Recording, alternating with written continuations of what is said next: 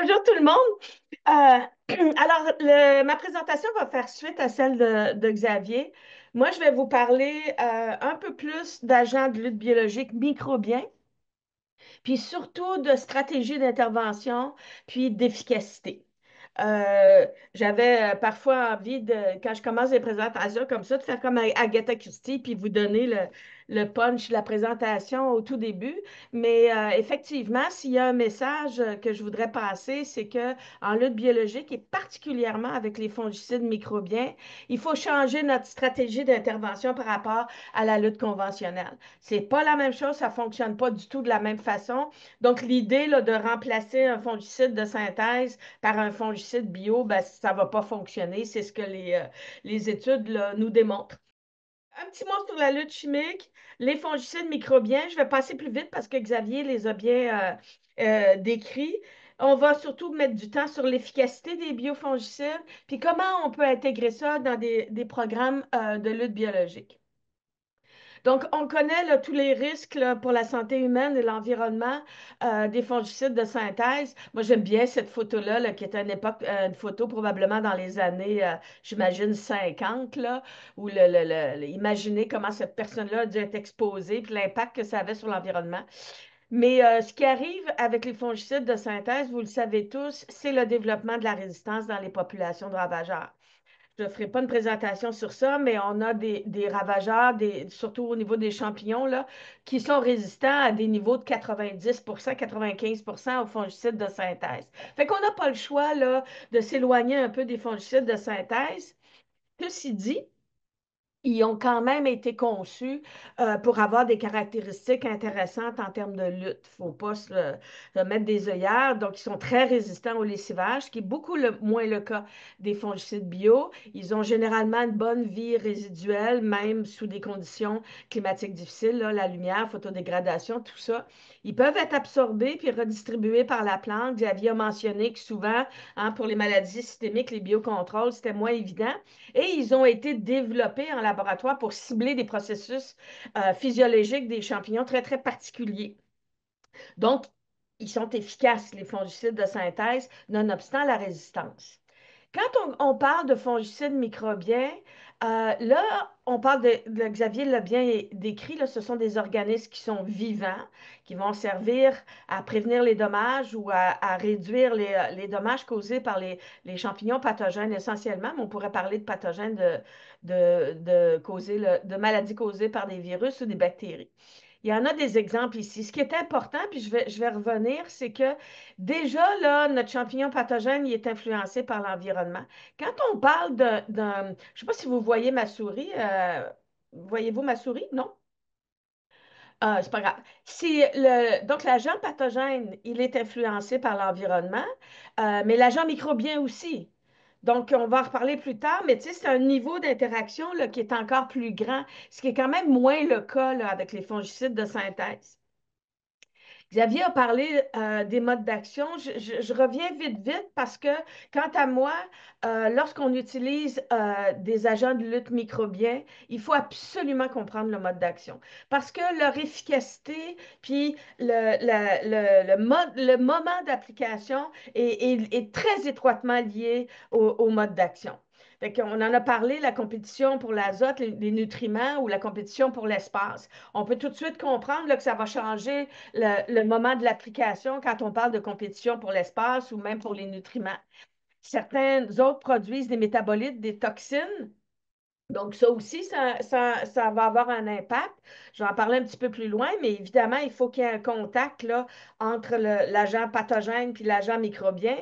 Euh, et c'est encore plus évident dans le cas des parasites. Xavier nous a montré des belles photos. Mais là, on peut comprendre que, il faut que l'agent pathogène soit, c'est-à-dire l'agent microbien, soit en contact avec l'agent pathogène. Donc, si on va rapidement, qu'est-ce que ça implique? Déjà, oups, désolé pour la coquille ici, mais souvent, les agents de lutte biologique microbiens ont plus qu'un mode d'action. Fait qu'on peut profiter de ça, mettre ça à notre avantage, mais c'est important aussi de bien comprendre. Donc, quand c'est une compétition pour les nutriments ou pour l'espace, il faut que l'agent de lutte biologique soit appliqué avant l'arrivée de l'agent pathogène. Autrement, il ne peut pas y avoir de compétition. L'idée, là, c'est que l'agent, je ne sais pas si oui, je peux revenir. Tu sais, si on regarde ici un exemple avec Aerobasidium pullulans, il faut qu'il ait colonisé le site d'infection de botrytis dans ce cas-ci. S'il n'est pas là avant, il sert absolument à rien. Puis même chose, si on parle de compétition pour les nutriments, ben, il faut que l'agent de lutte bio ait commencé à utiliser là, le réservoir de nutriments avant que l'agent pathogène arrive. Donc là, on va parler de délai, là, puis je vais donner des exemples un petit peu plus tard.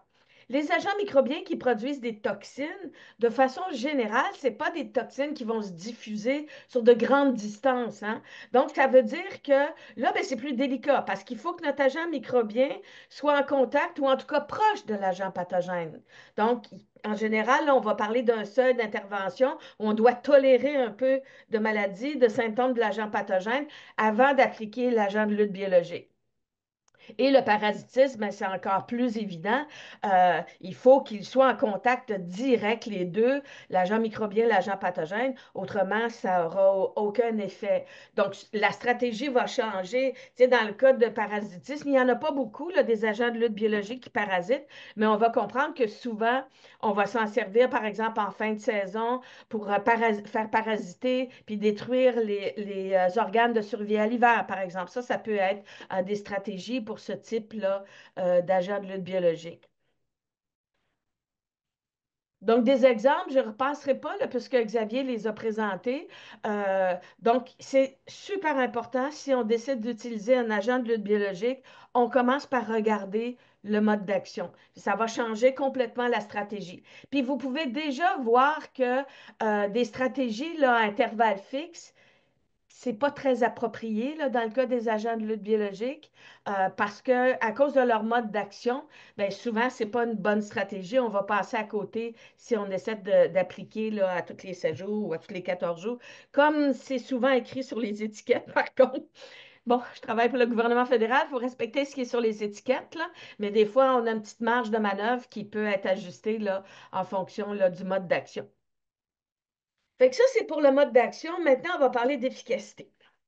Je vais vous présenter un certain nombre d'études qui ont été faites ailleurs et une qui a été faite au Québec. Quand on regarde l'efficacité des biofongicides, on finit toujours par réaliser que c'est extrêmement variable. Moi, je vais vous montrer des essais qu'on a fait nous aux fermes expérimentales ou même dans la littérature. Parfois, on va regarder, on va avoir, tu sais, dans le cas, par exemple, ici, là, de Botector ou Blossom Protect, là, qui est une levure, Aerobasidium pullulans. Dans la littérature, ça peut aller à une efficacité pratiquement négative, donc nulle, jusqu'à des 50, 60, 70 d'efficacité. Donc, beaucoup de chercheurs ont essayé de regarder pourquoi. C'est sûr que cette variation-là dans l'efficacité, elle est moins importante quand on parle des fongicides de synthèse, bien qu'il y ait quand même toujours une certaine variation dans l'efficacité. Elle est parfois très importante avec les biofongicides. Ici, vous avez une étude qui a été faite en Europe. 26 essais ont été combinés. Ici, vous avez les différents essais. Puis ici, vous avez l'incidence du botrytis qui est observée. Mais ce qui est important, dans des essais là, où la pression de maladie variait beaucoup, c'est ce que vous avez à droite. Ce qui est important de regarder, là, c'est que ce qui est en vert, là, c'est l'efficacité du botector. Donc, il y a des essais parfois ça peut aller c'est moins efficace. Il y avait plus de botrytis finalement de moisissure grise que dans le témoin non traité. Puis dans d'autres cas, c'est le contraire. Donc, lorsque les ronds verts sont à gauche, ça veut dire que ça a été efficace. Quand ils sont à droite, ça veut dire que le Botector ou en tout cas l'aérobasidium pullulant n'a pas été efficace. Fait que vous pouvez voir à quel point ça varie d'un essai à l'autre. on ne connaît pas toujours toutes les conditions dans ces essais-là. Est-ce que les gens qui ont fait les essais ont laissé assez de temps à Aérobacidium de s'installer généralement, là, ici, c'était dans la fraise, surtout dans la vigne, je crois, s'installer sur les fleurs, les coloniser ou pas? On ne connaît pas toutes les conditions météo, mais c'est juste pour vous dire que l'efficacité, elle peut être très, très variable. Dans un autre essai, on a vu que ils ont fait un essai avec d'autres agents de lutte biologique. Vous avez encore l'aérobacidium, vous avez Bacillus ici, puis Pseudomonas. Ça, c'est un essai qui a été fait par mon collègue, le docteur Fall. Lui, il a répertorié 640 études. On en a récupéré 43 pour faire la méta-analyse et on a sélectionné dans ces 43 études-là, c'était toutes des études où on avait testé l'efficacité d'agents de lutte biologique contre la moisissure grise là, causée par botrytis. Je m'excuse pour ça. Donc, l'efficacité, si vous regardez ici, là, je vous l'ai présenté comme ça. À zéro efficacité, ça veut dire que, bon, évidemment, le fongicide n'est pas efficace. Puis si c'est positif, ben, ça veut dire que c'est efficace. Donc, si vous voyez notre Aérobacidium pullulans, là, parfois, là, il y a plus de dommages de moisissure grise dans les parcelles traitées avec A pullulans que dans les parcelles témoins. Fait que ça varie là, ben, j'ai mis -10, là, on peut dire comme de inefficace complètement à 40 d'efficacité. Bacillus, qui était le plus efficace dans toutes les études, de 20 à 60. Puis Pseudomonas, ben écoutez, de -45, c'est quand même beaucoup plus là, de botrytis dans les parcelles, jusqu'à 60. Fait que vous voyez, la fourchette, là, c'est énorme. Là. Fait que c'est très difficile de faire des recommandations là, quand on parle d'un produit qui peut, ben, ça augmente pas la maladie, là, mais qui est zéro efficace jusqu'à 60 d'efficacité. Bon, pas de panique, là, il y a beaucoup d'informations sur cette diapo-là. C'est juste pour vous dire que quand on a repris là, l'ensemble de toutes les études, les 640 études, le docteur Fall est arrivé aux conclusions suivantes. Fait que ce qui est important, c'est de voir le plus efficace. Ça a été les Bacillus subtilis, il y a différentes formulations, puis les trichoderma, et ce, peu importe la culture. Là ici, on a gardé toutes les études sur la tomate, les fraises, la vigne, bon, les astimes, je ne sais pas pourquoi il y a eu beaucoup d'essais dans les astimes. Donc, peu importe la culture, là, c'était les bacillus et les trichoderma qui étaient les plus efficaces. Puis là, on peut regarder que notre botecteur, là, Aérobacidium pullulans, ben, il n'était pas efficace il n'était pas, ouais, c'est ça, il n'était pas efficace dans l'acide, dans la fraise, mais il était très efficace dans la vigne puis la tomate. Fait que tout ça pour dire, là, je ne vais pas relire tout ça, mais que euh, de façon générale, les agents de lutte biologique sont efficaces, mais il faut garder en tête que l'efficacité varie beaucoup. Donc, ça peut aller de zéro efficacité à parfois 60-80 d'efficacité.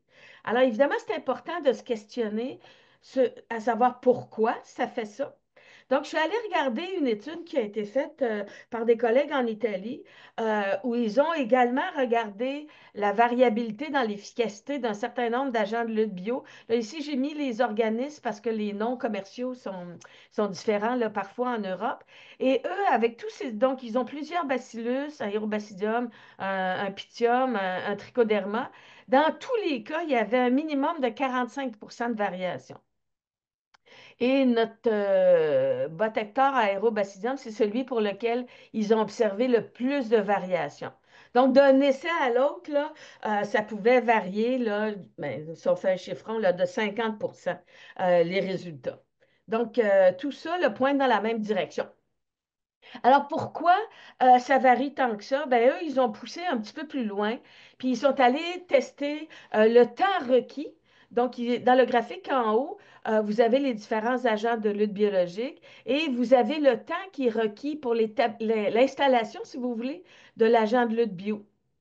Fait qu'on peut voir que, bon, j'ai mis en rouge, là, les cercles rouges, c'est pour Aérobacidium, juste pour des fins de comparaison, mais peu importe l'agent de lutte biologique, tu sais, on parle là dans le meilleur des cas, 6 jours. Puis souvent, tu sais, ça va aller 9 à 13 jours. Fait que, tu sais, ça, dans la stratégie, là, ça veut dire que pratiquement une semaine avant l'arrivée de notre agent pathogène, il faut qu'on applique notre agent de lutte biologique. Dans ce cas-là, c'est essentiellement pour ceux qui ont un mode d'action là, par compétition, pour qu'ils s'installent. Mais même si ce n'est pas par compétition, moi, souvent, je me mets dans la peau, là, ça, c'est des levures, c'est des bactéries, c'est des champignons. Ils ont été produits dans des fermenteurs. On les a formulés, puis on les a gardés dans un frigo. Là, on les sort du frigo, on les met dans un pulvérisateur, puis on pulvérise à grande échelle dans un champ. Donc, c'est normal que leur population, elle va chuter et ça prend, selon cette étude-là, pour ces agents de lutte biologique-là, jusqu'à 13 jours pour s'établir.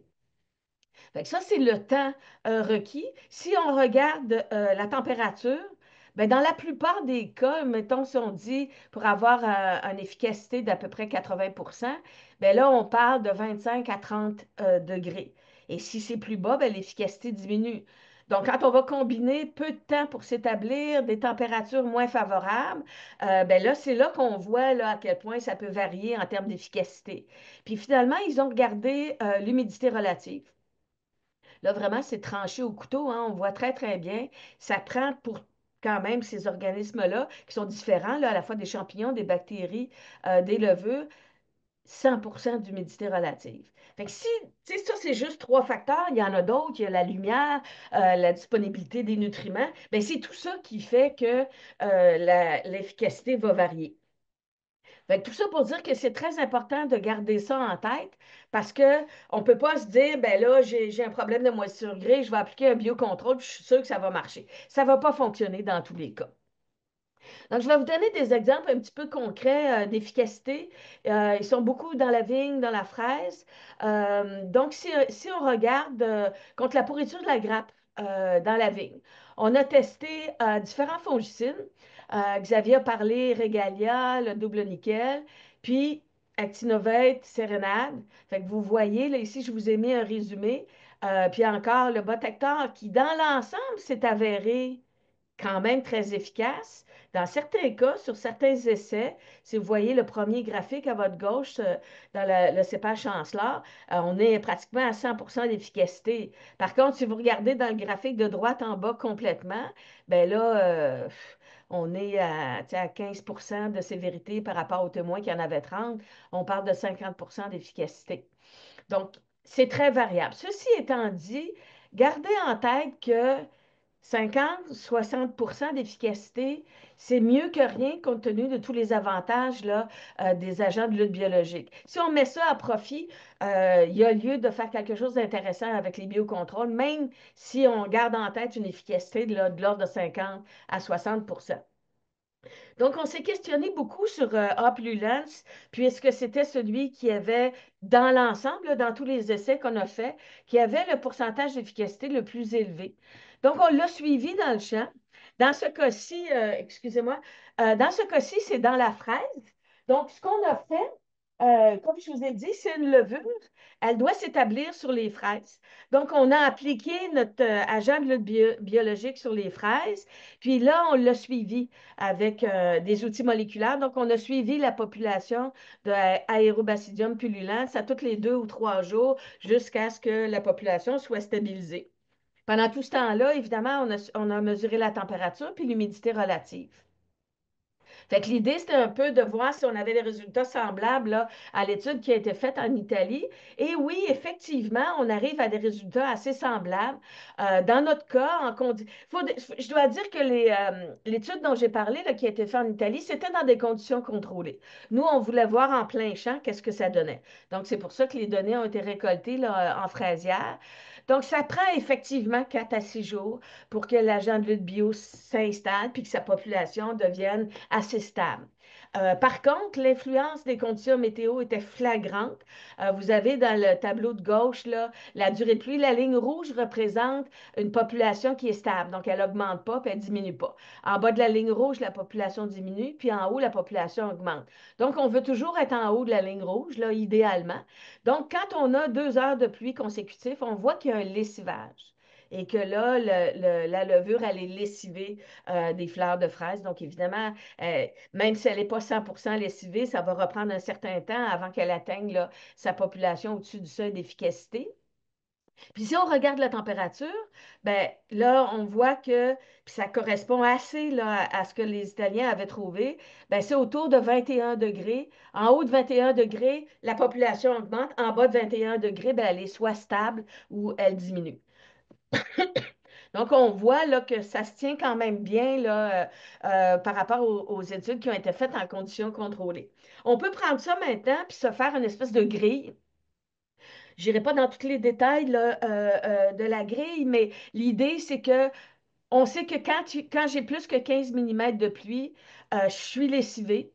Ça, on le sait, ça a été démontré dans la littérature. Donc, il faut que je réapplique. Si j'ai moins de pluie, bien là, selon la température, je sais que ma population, elle va augmenter ou elle va diminuer.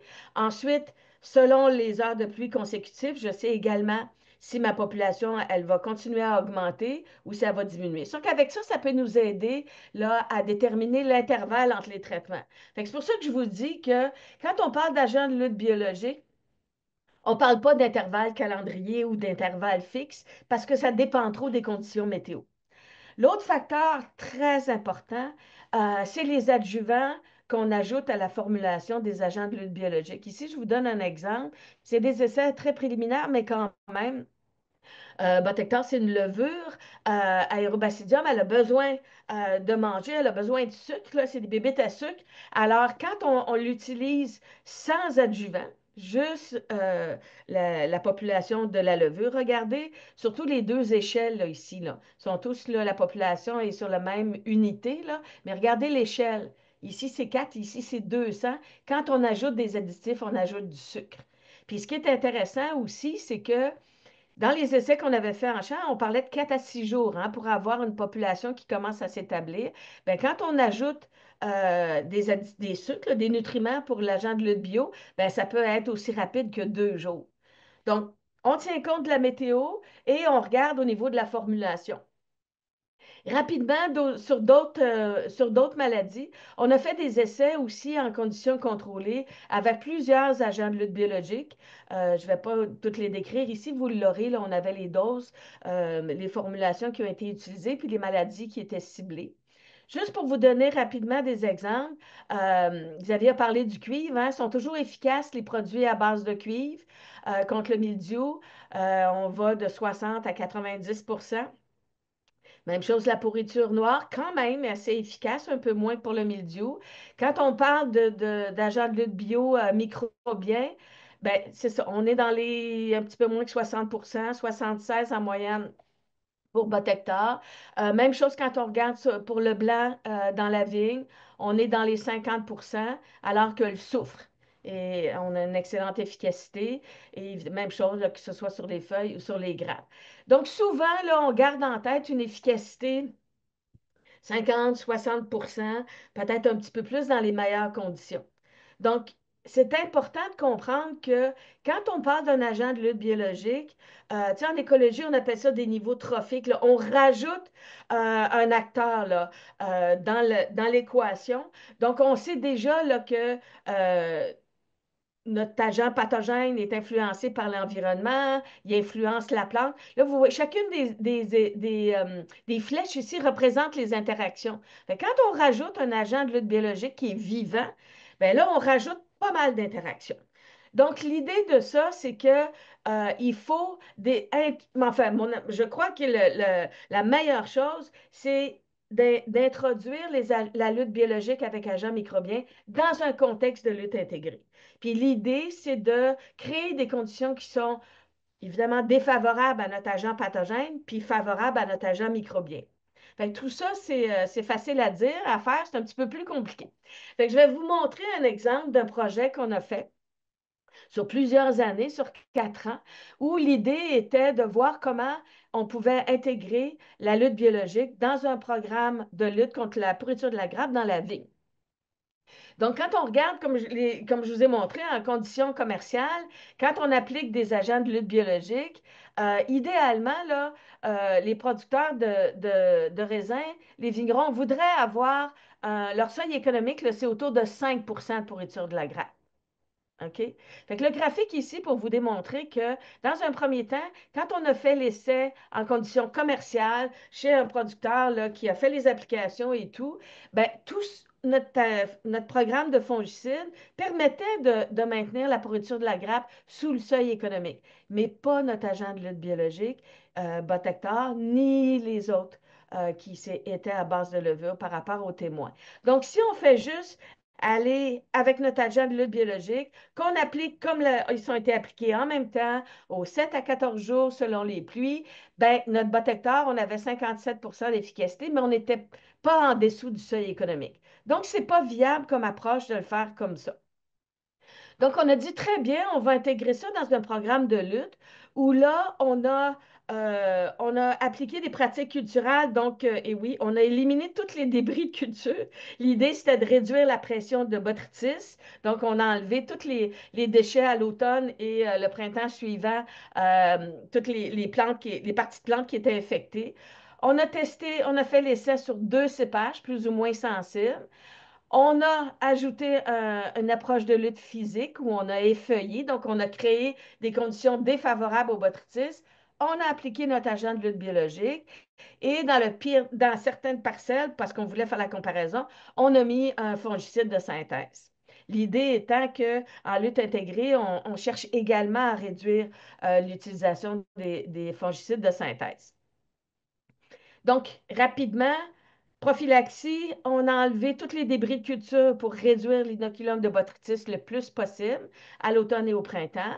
On avait 2 cépages qui étaient plus ou moins sensibles, des grappes plus ou moins compactes. On a effeuillé à la noison, à la varaison, les 2 côtés des rangs pour essayer de réduire le plus possible le botrytis, le plus proche possible, de réduire les conditions favorables au botrytis, en fait. Euh, Ensuite, on a utilisé notre agent de lutte biologique en utilisant la grille dont je vous ai parlé. On n'a pas suivi un intervalle fixe, là, 7 à 10 jours. On s'est fié au risque de botrytis. Donc, on a mesuré la quantité d'inoculum puis les conditions qui étaient favorables au botrytis. Donc, l'intervalle dans certains traitements pouvait être 5 jours, pouvait être 7 jours ou aurait pu être 15 ou 20 jours si les conditions n'étaient pas favorables au botrytis. Donc, le temps file, je sais pas trop, j'ai pas de chronomètre, là, mais donc ça, c'est un résumé de ce qu'on a fait. Réduire l'inoculum, on a effeuillé. L'idée, c'était de maintenir la population de notre agent de lutte biologique au-dessus de son seuil économique avec la grille. On a traité selon les risques de botrytis, donc c'était un équilibre, condition qui favorise l'agent de lutte biologique, mais qui serait défavorable à notre agent pathogène. Nos 2 cépages. Tout ça nous a fait 10 programmes de lutte. Et oui, qu'on a testé chez 3 producteurs commerciaux pendant 2 années. Donc, les résultats sont quand même assez intéressants. Quand on regarde dans toutes les pratiques qu'on a testées, quand on regarde la gestion des débris, moi, je vous avoue que ça m'a impressionné. On a une efficacité qui variait jusqu'à 57. C'est-à-dire, on réduisait la pression de maladie jusqu'à 57. Juste le fait d'avoir nettoyé, d'avoir enlevé les débris infectés à l'automne. Et là, quand on regarde la lutte bio, vous avez les 10 traitements là, qui sont ici. Ce qui est important de voir, c'est que ce qui est en vert pomme, c'est le traitement avec l'agent de lutte biologique. Quand c'est assuré, les barres, c'est parce qu'on a effeuillé. Et en haut, vous avez avec la gestion de l'inoculum, puis en bas, vous avez sans la gestion de l'inoculum, les mesures prophylactiques. Puis les 2 lignes pointillées sont encore le seuil minimum là, économique, puis le 10 c'est vraiment le maximum. Là, on ne veut pas une stratégie qui sera en haut de 10. Fait que la morale de l'histoire, c'est que quand l'agent de lutte biologique est appliqué selon. Donc, on a réduit l'inoculum en lutte intégrée, moins d'inoculum, effeuillage, gestion des risques, application selon les conditions favorables à l'agent de lutte biologique. Honnêtement, là, on est semblable là, au fongicide de synthèse. Vraiment. Et tout ça que ce soit pour les fongicides bio ou de synthèse, en réduisant de 40 à 50 le nombre d'applications. C'est ça, je vous dis. Par contre, même avec les fongicides de synthèse, on était pratiquement au seuil maximum quand on ne faisait pas la gestion des débris. Mais il reste quand même que les meilleurs traitements, c'était agents de lutte bio avec toutes les pratiques là, appliquées les unes après les autres. Ça, c'était pour le cépage sensible. Les résultats sont semblables pour le cépage qui est moins sensible. Fait que tout ça pour dire que oui, les agents de lutte bio, la lutte bio, c'est intéressant. On n'aura pas le choix d'aller vers ça, si ce n'est que à cause de la résistance là, aux fongicides de synthèse. Mais il faut qu'on change complètement notre stratégie d'intervention. On ne pourra pas simplement remplacer un fongicide de synthèse par un fongicide bio. Il faut bien comprendre les modes d'action pour être capable de les appliquer de la façon la plus optimale possible. Le moment et la fréquence des applications sont très, très, très importantes. On l'a vu là, selon les conditions météo. On sait que l'efficacité est plus importante en conditions de maladie faible. Donc, toutes les autres mesures de lutte physique ou culturelle qui peuvent réduire la pression de maladie vont permettre d'augmenter l'efficacité des agents de lutte biologique. Évidemment, on les combine avec d'autres pratiques. Ce sera beaucoup plus efficace. Rapidement, j'ai vu qu'il y avait même une question là, dans le chat là, sur l'interaction avec les produits bio et non bio. Il faut faire attention. Xavier l'a bien démontré, hein, les agents de lutte biologique microbiens à base de bactéries vont être influencés par des biofongicides à base de cuivre, hein. Le cuivre affecte les bactéries, qu'elles soient bonnes ou mauvaises, là. Par contre, tous les agents de lutte biologique microbiens à base de champignons vont être potentiellement affectés par les fongicides de synthèse. Là où c'est intéressant, ce sont les levures. C'était pour ça qu'on a travaillé beaucoup avec Aérobasidium pullulans, parce que comme c'est une levure, elle est très peu affectée par les fongicides de synthèse et par les fongicides à base de cuivre ou de soufre. Évidemment, il faut regarder le coût des traitements. Je n'ai pas eu le temps aujourd'hui, mais avec Carl Bellec à Agriculture Canada, on avait fait des études de coût-bénéfice et honnêtement, le coût des biocontrôles est assez proche maintenant des fongicides de synthèse. Par contre, il faut garder aussi en tête que les produits bio ne sont pas sans risque pour l'environnement. Il y a eu des endroits où on a mis tellement de cuivre ou de soufre là, que ça a eu un impact sur la santé des sols. Fait qu'il faut faire attention. Et il y a eu très peu, mais il y en a quelques-uns, de biofongicides qui produisent des toxines pour lesquelles, à la longue, les champignons pathogènes deviennent résistants. Toxines, qu'elles soient bio ou synthétiques, hein, les champignons vont essayer de se trouver des portes de sortie. Donc, j'arrive à la fin. 2 minutes, c'est pas si mal de plus long. Donc, merci à toute mon équipe, aux producteurs qui ont participé aux essais, puis évidemment à tous les étudiants là, qui ramassent les données. Alors, sur ce, je vais me rendre disponible pour la période de questions.